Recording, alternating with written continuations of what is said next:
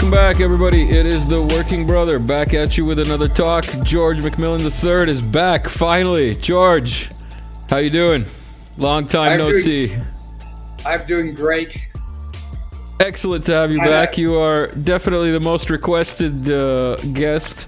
Everybody who stumbles across the George playlist is awed and inspired by the academic approach to everything that you've discussed so far with us.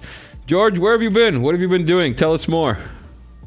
Oh, I've been paying people to telegram you about requesting me. Good. You haven't forgotten. This is a comedy show. Everybody that's new here, nothing we say has anything to do with reality. Also, it's tradition that I interrupt George. Old-time subscribers will remember that. And those were the good old times when people used to think that I care about their comments. George, you've got some academic stuff for us to look through. But I've got some not so academic stuff. Yes.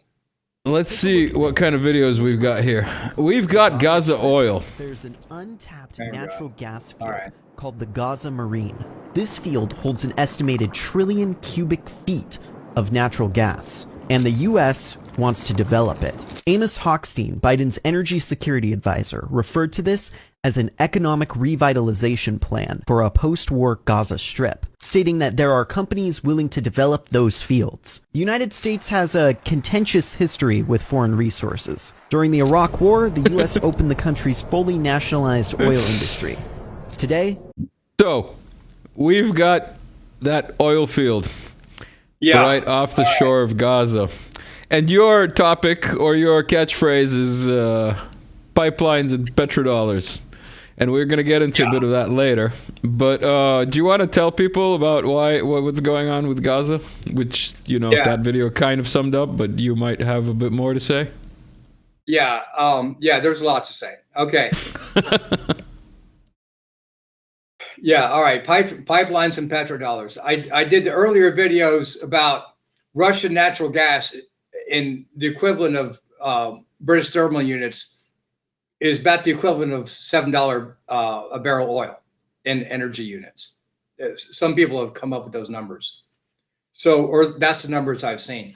So Russian natural gas is the cheapest form of energy. So in my 6 power center strategy that we did, that was over a year ago now. I think maybe even longer, Maybe even longer, I was in Thailand at the time. So whoever is connected to Russian natural gas, their industries are going to be way more productive and cost competitive than anyone who is not.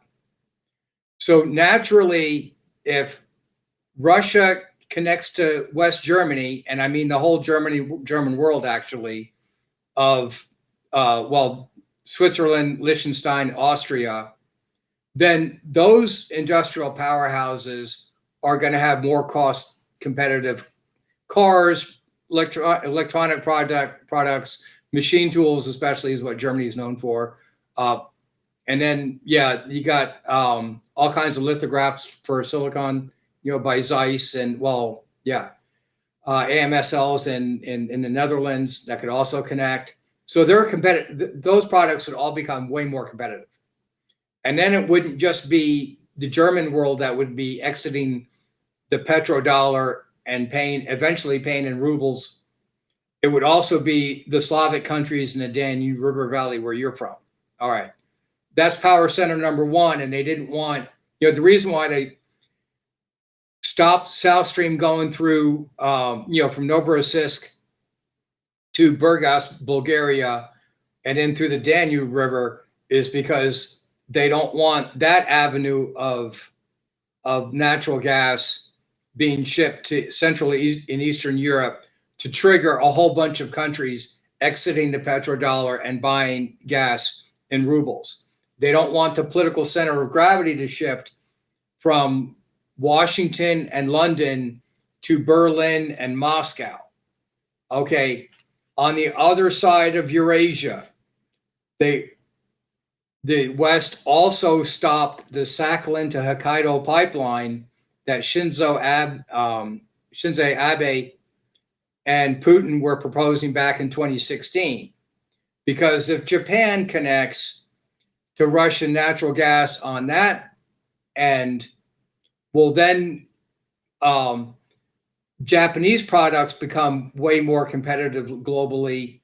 And also, both sides of Eurasia would shift their political alliances to a Russian alliances away from a Western alliance. So again, we did the PMISI-Dime modeling. PMISI is political, military, economic, social, infrastructural, informational.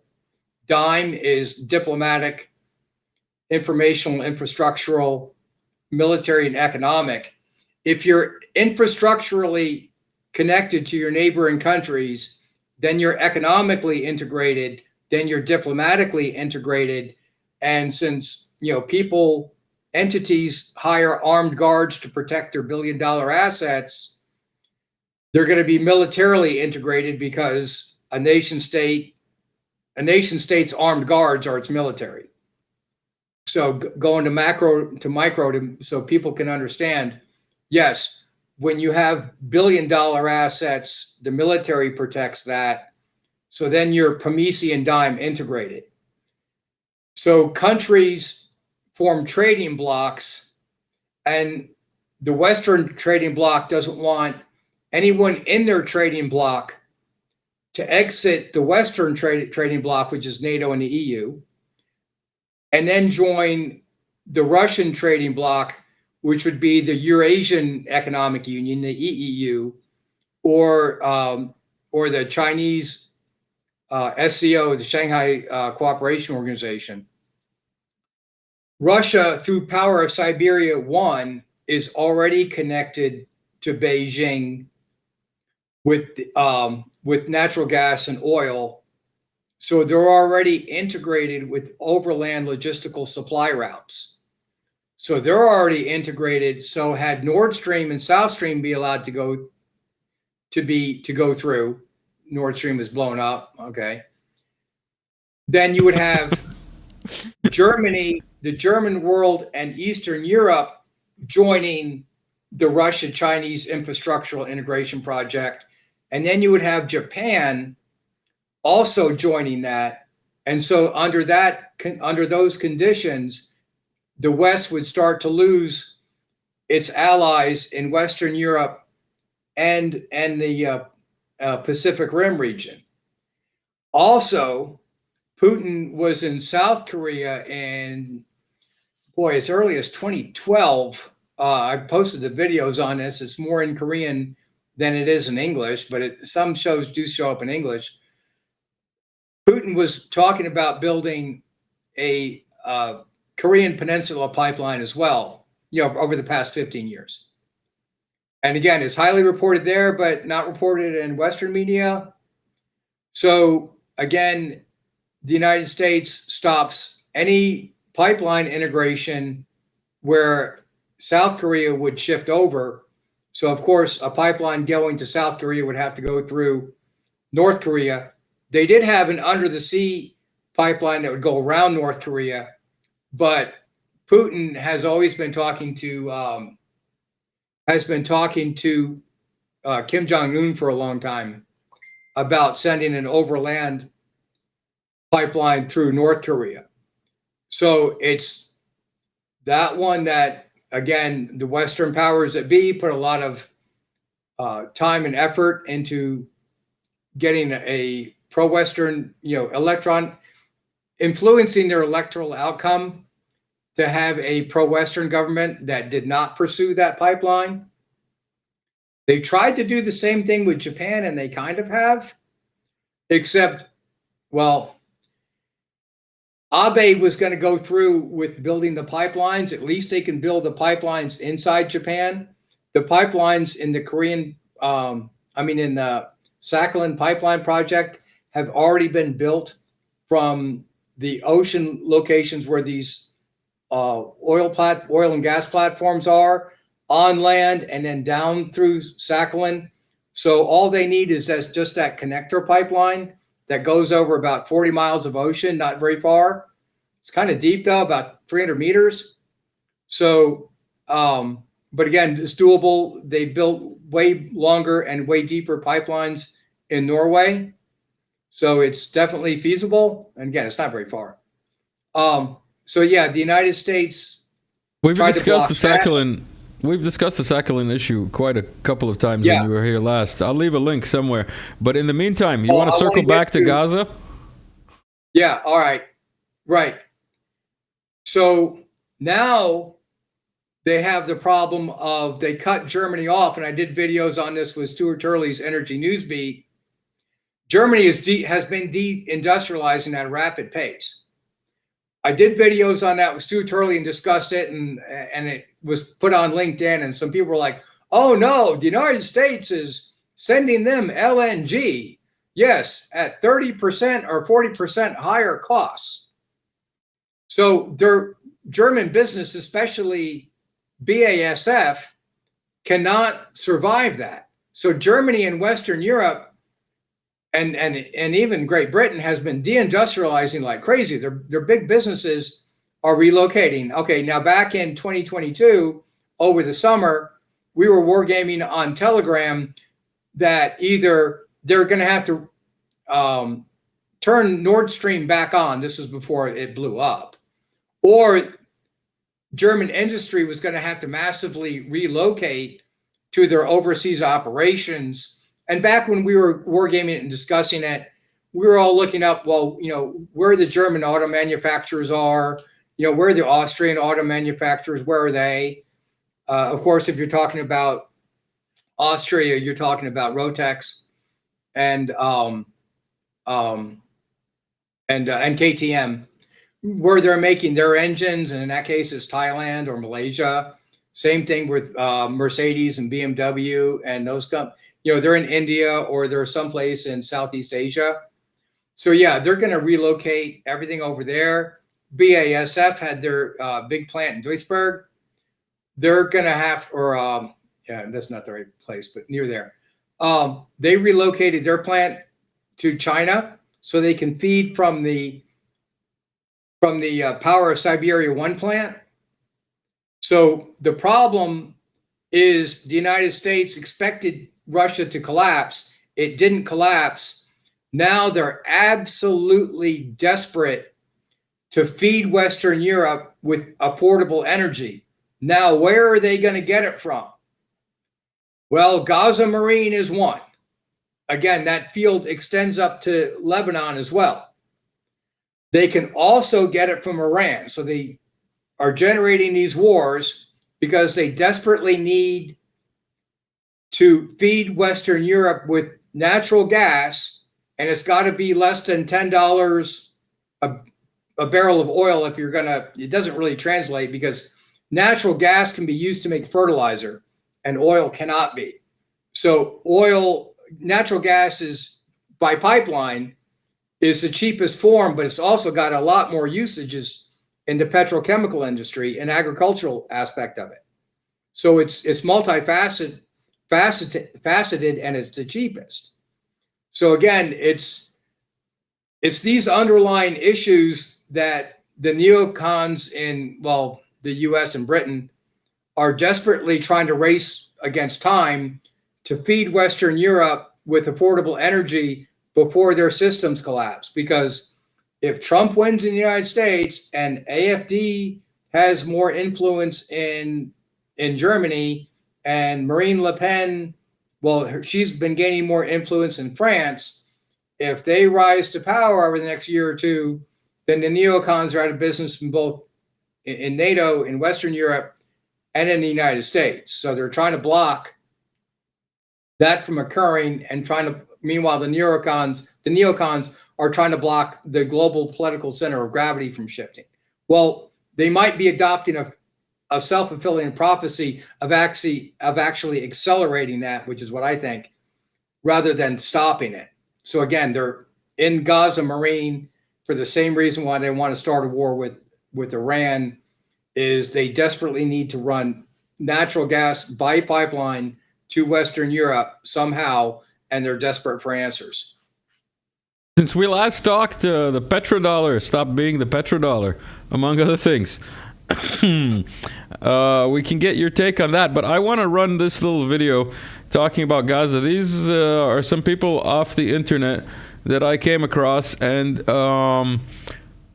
I like what they have to say. I don't know who these people are, so if anybody knows who these people are, leave a comment. Part of a bigger picture potentially, right? Because you have Israel, and they're not supporting the support of the US getting aid trucks in, but they're supporting the trucks coming in to build this pier, right? And you then have to think, is this going to be something where potentially it's a guise for the US to now potentially occupy Palestine? Because if we look at what happened in Iraq, they're still there. The Iraqi government have recently and countlessly telling them they need to leave. You then have to also question whether this port is being built with another purpose, which is, we know that Gaza is very rich in oil and gas, and this has been something that's on the agenda for a little while. The oil and gas in Gaza is worth like something over 500 billion, and we know back in October that Israel had given 12 licenses to 6 companies, including BP, for gas exploration in Gaza. And this is in October, right? This is just a few days after October the 7th. And then we see the north of Gaza being cleared. Potentially, is that something to do with the Ben Gurion Canal? We don't know. And, we then have to question, could there be a plan that was laid out a little while ago? Because back in September, Netanyahu went to the UN and he held up a map that was called the New Middle East. And on this map, he showed that there was Israel, and there was basically no West Bank, no Gaza. It was just Israel, and West Bank and Gaza was now part of Israel. And we also know that there was a leaked document back in October again that came from the Israeli government, talking about ethnically cleansing the Palestinians and pushing them into the Sinai, and building this sort of tent city in the Sinai. And obviously I'll leave that there. Having in mind that the Kuwaiti Ministry of Foreign Affairs, I believe it is, advised its citizens to evacuate from Lebanon yesterday. How do you, and you just mentioned that this oil field extends, or this gas field extends to the Lebanese shores. How likely do you feel that Lebanon is next? Again. Well, strongly. I wrote a very long paper on that back in November. We got a new website up, ravengeostrategic.com. The Lebanon paper is posted up there. If it's not, it will be up shortly. I got to move everything off my computer onto the new website. All right, I did a long paper on that. Boy, when you get into these conversations, again, rational actor, belief, preference, constraint models, you build strategic plans by wait. You gotta say that again. Rational actor, belief, restraint. What? Constraint models. I know it because we talked about it in detail, but people who are listening are just gonna be like, "What? No, close." No, you gotta like explain it a bit more. Yeah. The way you build strategic models is rational actor, belief, preference, constraint models. So an actor is rational if they take their beliefs and they follow that to their day-to-day preferences of what they do or they don't do to achieve certain goals. Then their constraints is the amount of resources they have, money they have, or allies they have. Again, you get back into your Clausewitzian, Bismarckian type of instruments of national power is what you call them, back to your Pabesian die modeling. All right. When you get to the Middle East, you're talking about the Abrahamic religions, so you're talking about end times prophecies. We did the Sunni and Shia plan a long time ago. The Shias right now control, through Hezbollah, they control southern Lebanon and southern Syria. So they can attack Israel from the north and fulfill all the Hadith prophecies to bring back the Mahdi and take control of everything. Again, Iran is in Western Khorasan. So they're coming from Western Khorasan they control Hezbollah, southern Syria, southern Lebanon. I left that Khorasan part out because that's a crucial feature. You have to attack from the snowy mountains of Khorasan. So the Shia say, well, it's the mountains in Iran, and then the Sunni Pashtun say, no, it's the mountains in Afghanistan. So the Sunnis feel, ever since the Tehran Revolution in '79, that's the Shia revolution. The Sunni revolution was the Grand Mosque seizure at the end of 1979. The Sunni oil sheikhs that have been using the resources to fund the Pashtun, who are 6 of the lost tribes of Israel, to take over Afghanistan and then invade Israel through Iran. And their imams have been saying Rome, meaning the Westerners, are going to create a path. And we did, because we've been destabilized in the Middle East. So they feel primed to invade through Iran and go to Iran and attack Israel before the Shias do. So they're in a race. Again, I posted this on, it'll be on the website. I did real short papers on that back in 2021. I was still in Central Asia at the time. We'll leave a link below. Are you still on Telegram? Do you still have that Telegram group? Can people find you there, or is that defunct? All right. Yeah. So like the website is the only, because people often come to my chat in Telegram and ask where they can find more of your material. So now you do actually have a website that we will have linked in the description below. Yeah. Yeah, ravengeostrategic.com. Excellent. We'll leave a link somewhere down here. I know most people try to build up their social media accounts. I try to diminish them. So just go to the website. Every time I notice I lost a subscriber, I'm like, oh, nice. my humor tickled somebody the wrong way.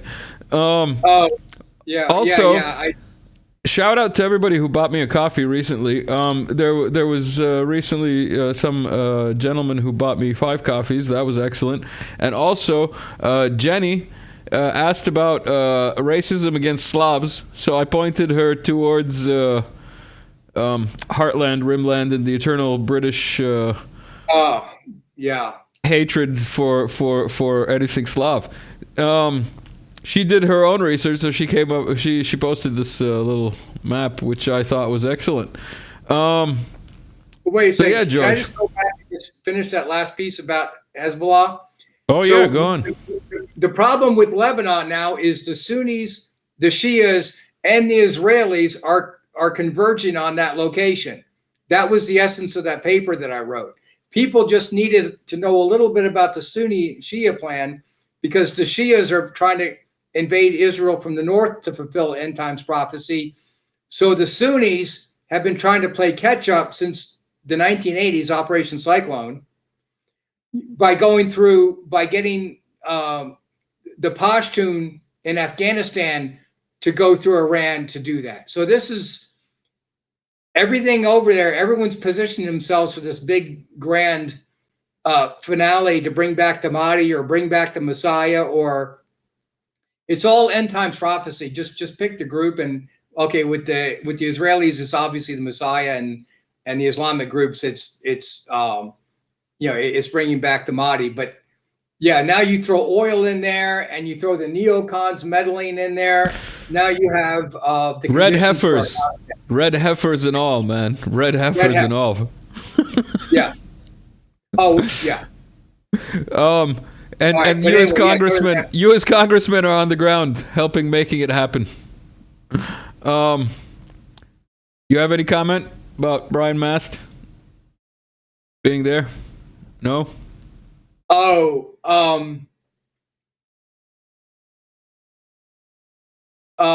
Yeah. No. Let's just leave that alone.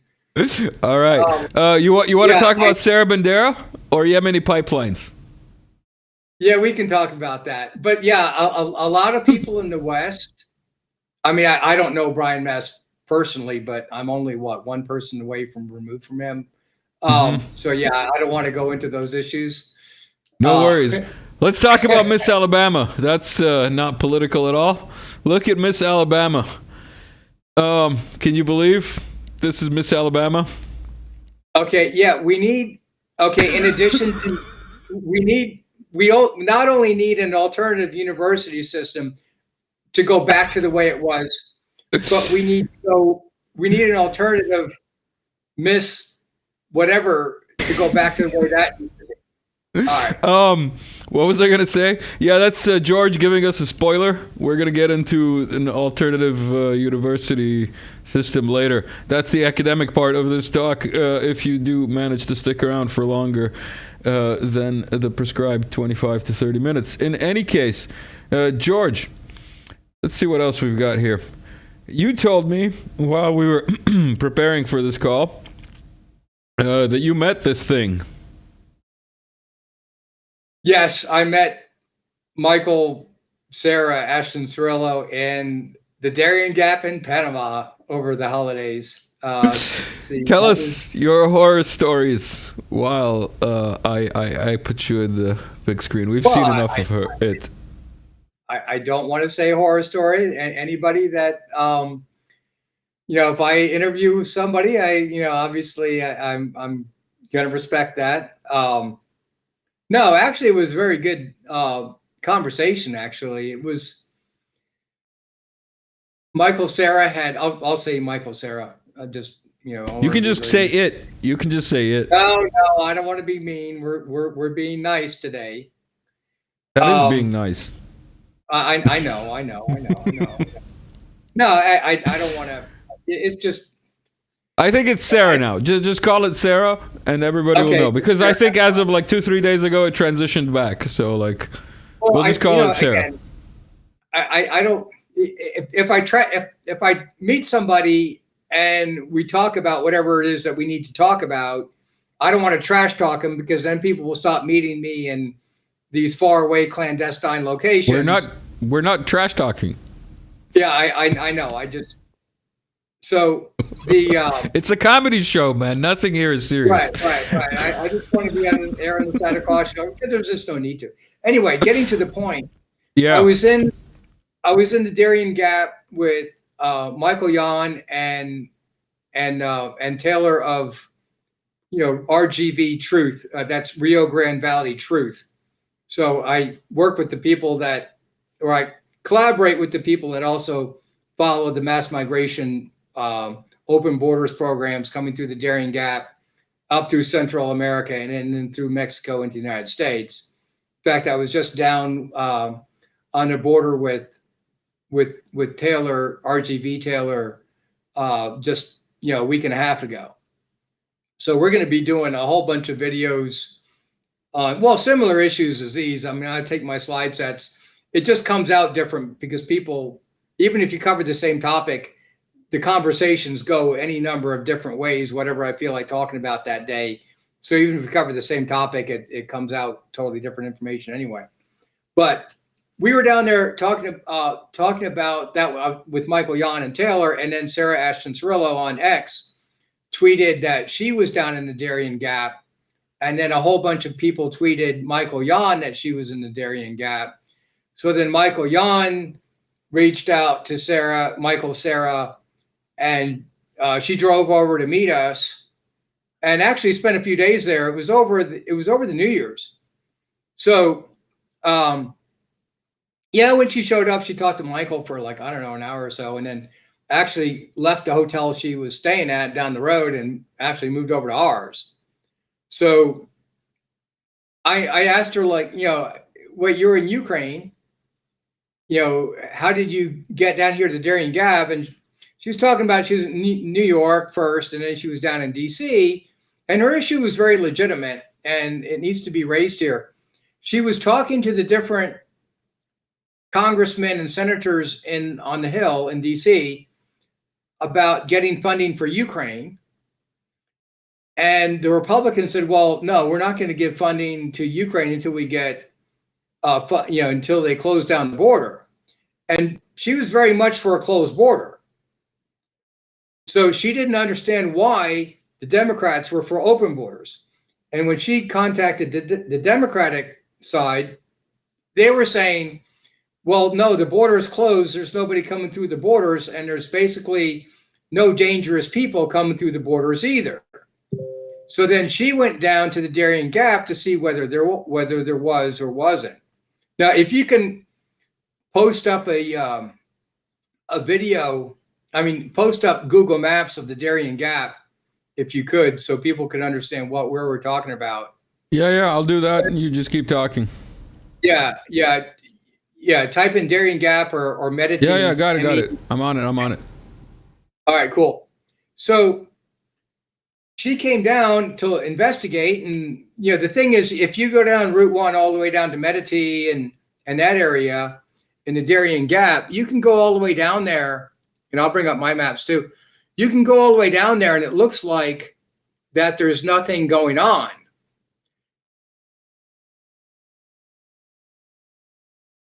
It's this area here. Yeah. So if you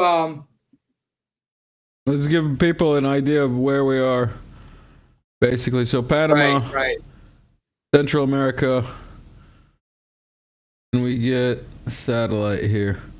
There we go. And basically the story with the Darien Gap, if I may, can I do this? There we go. The story with the Darien Gap is that it's basically an impassable piece of land where the jungle is so thick that there's no, what's it called? And yes, I'm using Wikipedia, everybody, because, I'm doing this live.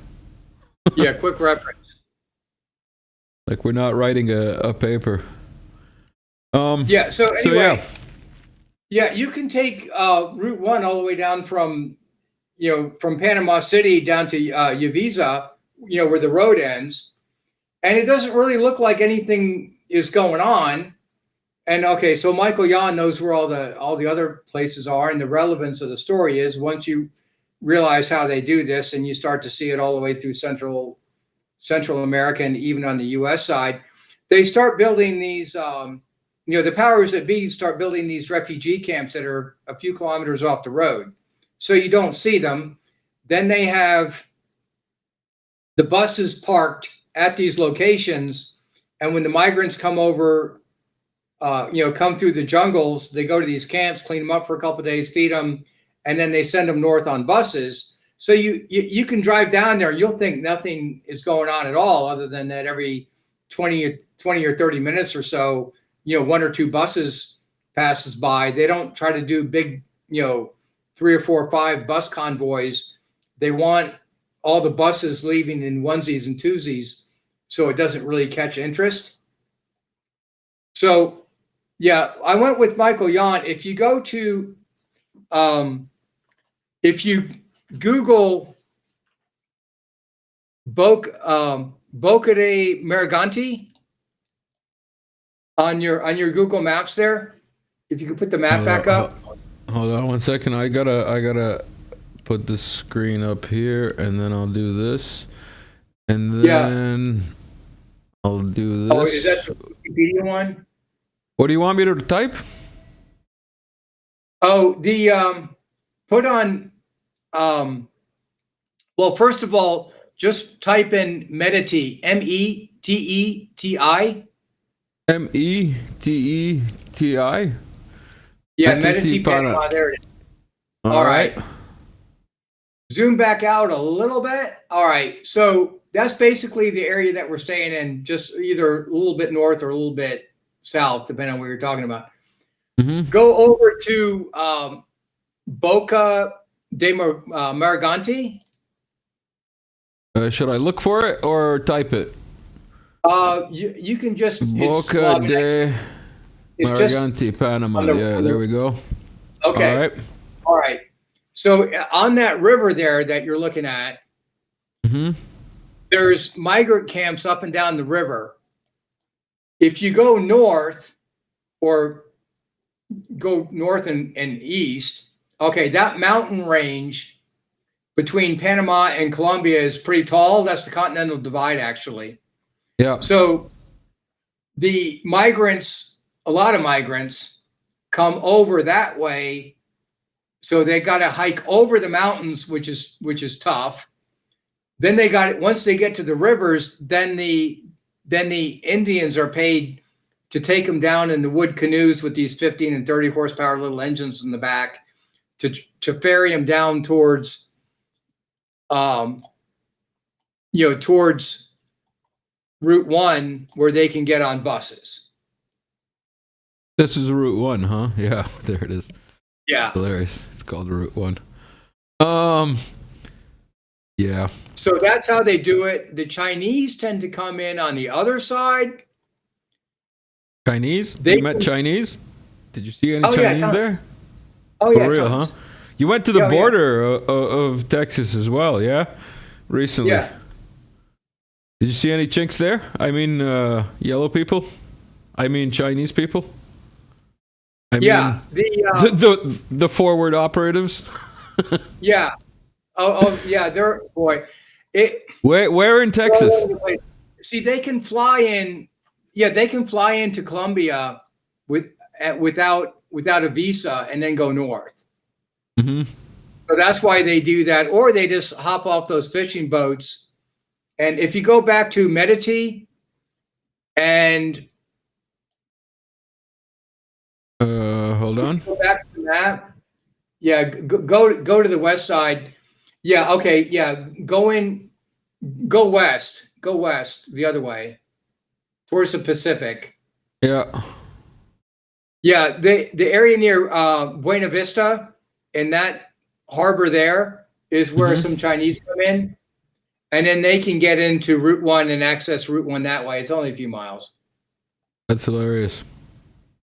Yeah, so Michael Yan knows the area real well, so he walked us through. So anyway, yeah, so Sarah comes over, and we at that point I already been through those places with Michael Yan, so we just reversed course and took Sarah Ashton, through those locations, because if somebody doesn't show you where they are, you won't readily see them.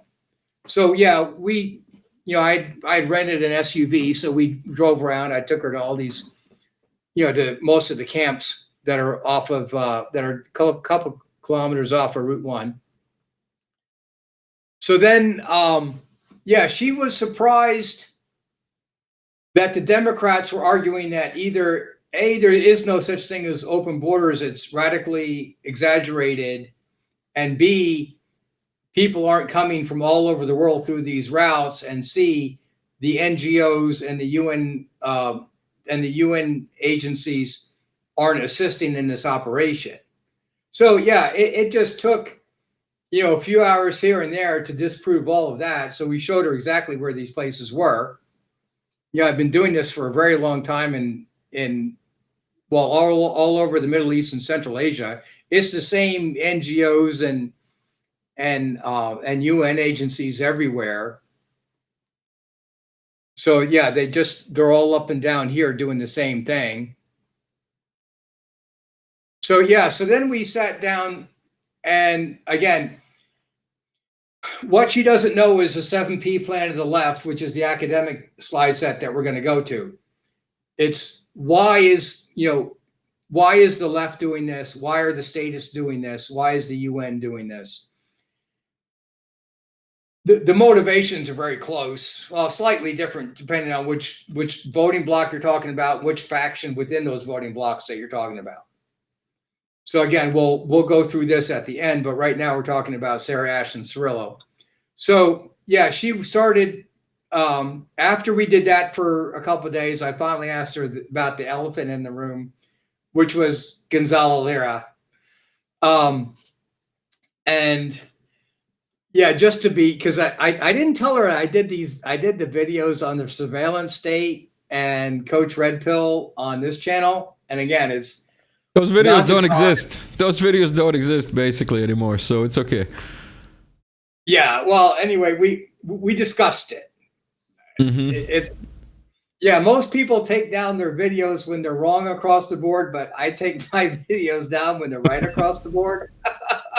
Just like most people on social media try to improve increase their social media, I try to decrease mine.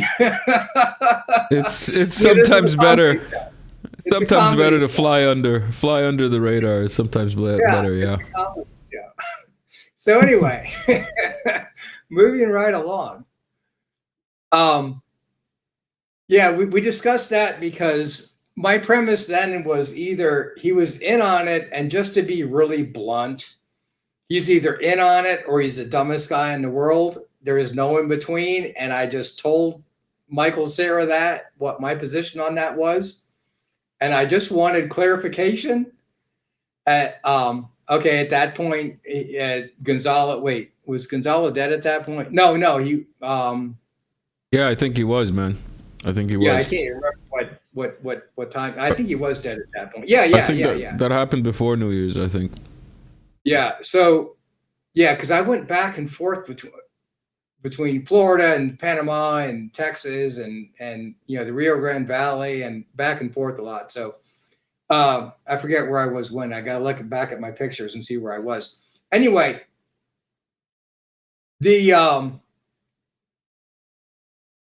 I talked about that. And so, it was confirmed because I was thinking that, okay, when Gonzalo went from Kiev to Kharkov on that first week of February, the last week of February 2021, right after the invasion, I told Felix to tell, let me back up. He was doing those videos from a closet.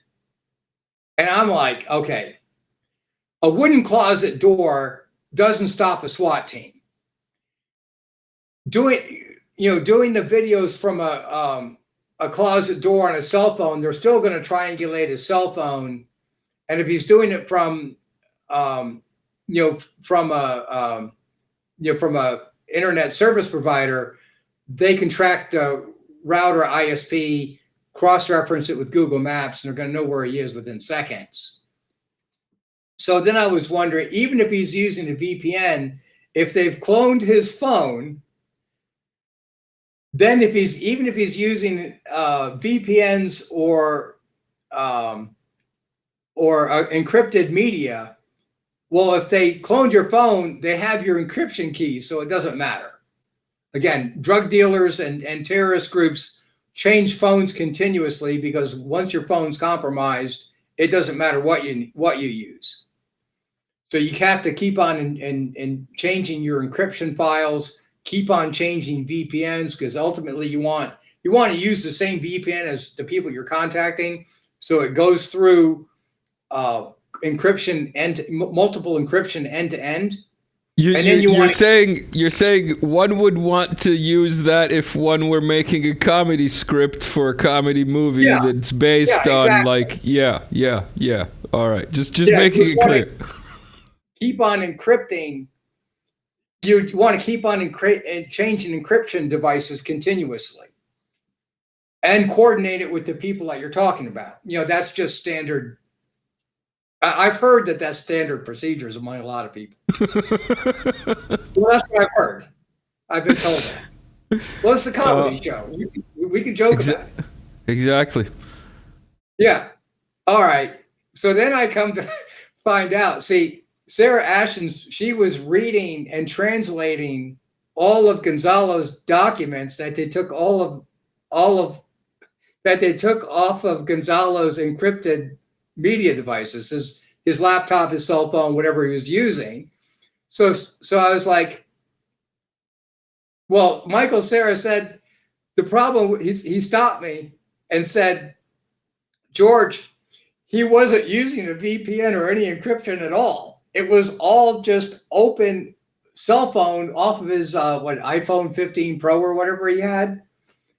So they're reading his communications with everybody in real time, which is flabbergasting because I didn't go into detail for Felix. I just told him, hey, they're going to be tapping all of his lines. Tell him to get out of Kharkiv. Hiding in that closet is just ridiculously stupid. He's very, very good, and he's tons better at me at roping in an audience because I just do my academic stuff, which isn't very, very, very appealing, and I get it. But he's very, very good at bringing his audience in an intimate setting and getting the people to contribute to his Patreon and his PayPal accounts. He's very, very good at that. Was. Was. In peace. I mean, was. Yeah. Okay. So he's very entertaining. I hands down, he's good at that. But as far as operating in a high threat environment, he had no training and should have not been doing that. People for common sense reasons told him to do that, but I told him specifically, with the people that he's offended, don't be surprised if they're tapping all of his electronic communications. So I was just interested to know to what degree I was wrong or right. That was all I wanted to know. And yeah, I was right across the board. They had, when she was going to his trials, they had all of his electronic communications printed out from the first week of the war on, for his second arrest. Then he was out for his first arrest. Then he was let out for a year. Because I kept on wondering, and we talked about this, for a long time now. Everybody else is getting kicked off of Patreon and PayPal. So why is he, this public enemy in Ukraine, and the powers that are letting his Patreon and PayPal accounts climb and climb and climb and climb and climb? Well, it must be because they're watching it, right? So in his second arrest, he was released, and then his third arrest, he tried to make it across the Hungarian border. And what we had done our videos was, why didn't they deport him? And the answer was, in the previous conversations that we had, was, well, they're going to be monitoring all his electronic communications and monitoring his social media networks to see who he's contacting. They're going to be monitoring his phone calls, just regular stuff, right? And boy, it was, yes, they had all that stuff printed out, and then it gets worse. He was contacting people inside Russia about setting up a talk show. Okay, he doesn't speak Russian. Why would they be doing that? Is he going on RT? And part of that was confused about was, why would they be doing that? And my immediate answer was that it's a joke. It's a joke between his handlers on the Russian side, knowing full well that all of his media is being hacked on the other side in Ukraine, and the Ukrainian SBU and the other entities that enable this are going to be reading his ECs in full time. And they're also going to be going through his electronic communications to see who he's talking to and who they're talking to start figuring out what the networks are. Now, we went over on some of the other discussions. People can watch Bill Benny's shows. Bill Benny has been going on. He has a ton of YouTube videos and other videos on the different government programs that perform these functions. So people can go on there and see what it is I'm talking about specifically. Yeah, I did a slide set on that. No, I will not do that again. If people want to know in detail, they can go look for themselves. I'm not really sure I should be doing that. But anyway, Bill Benny got into a lot of trouble for it. So he's already taken the heat for it and has multi-millions of dollars of legal fights that he's doing. So I'll let him deal with that. I don't want to get into that. I was just really puzzled by the bizarreness of Gonzalo's actions, because he's talking on a phone as if it's a private phone call, which I think is just absolutely flabbergasting. It's just dumb. Hey, so, as far as I'm concerned, they're already in my system everywhere. I mean, Google is everywhere, so why not? I mean, they're probably there watching me record this now. In any case, George, we've been going on for about an hour, almost 50 minutes. Okay. Well, we've got a lot. We've got a lot more. We've got a lot more to get into, and I think we can call. You want to call this an episode, and then come back in like 2 seconds and continue? Just let me close it with the. Let me just finish with the Sarah thing. All right, do that. So it just confirmed everything that I had talked about, and then Russell Donbass, before his untimely demise, also talked about, yes, the Ukrainians knew exactly how much money he had in his accounts, and yes, they fleeced him from all that money. They knew exactly how much beforehand. Gonzalo, in his trip to Hungary, thought that they got that information from his computer. No, they would have had that information all along, because he's an American citizen that had to file the FATCA and other forms. So the U.S. Treasury Department would have access to that.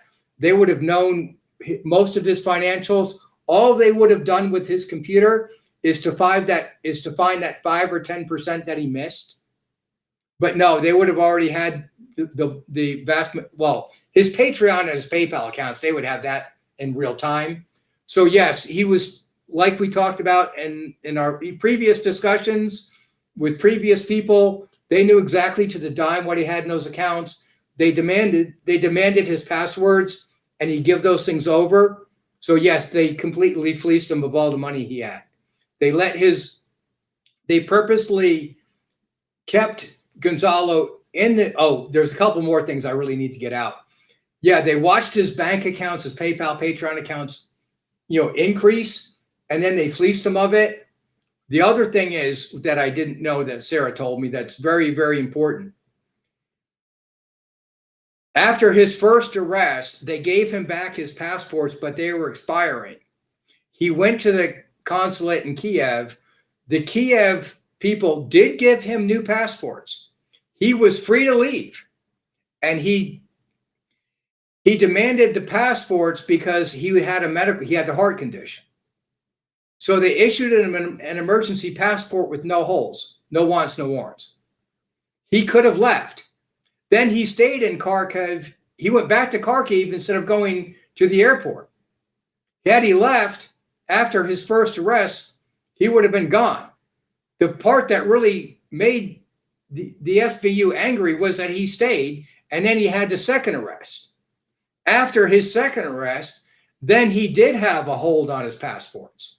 So when he left and tried to cross the border, yes, the second he posted his passport, in the passport reader, yes, the big red X's flashed up: arrest, detain immediately. So that's what happened. So I was wondering whether he was in on it, or just for lack of a better term, I don't mean to be mean, but the dumbest guy in the world. It's the latter. He just had no clue of how these overseas operations works. Anyway, we'll end it there. Yeah, untimely, let's say, demise. Very, very sad thing. Yeah. To look back on. I don't mean to. Yeah, I want to say one more thing. Yeah, I don't mean to make light of Gonzalo. I mean, the same thing could happen to me when I'm traveling. I could have an untimely demise. I'm just saying I take precautions. Just don't fly Boeing, man. Don't fly Boeing. Yeah, I won't fly Boeing. Yeah. Also, considering this is a comedy show, I gotta end it with a meme as we roll this out. How to kindly tell someone your child doesn't need to see a drag show. I think this sums up today's episode perfectly. George, we will be right back right after these messages. There are no commercials, by the way. Like, share, subscribe, all that good stuff.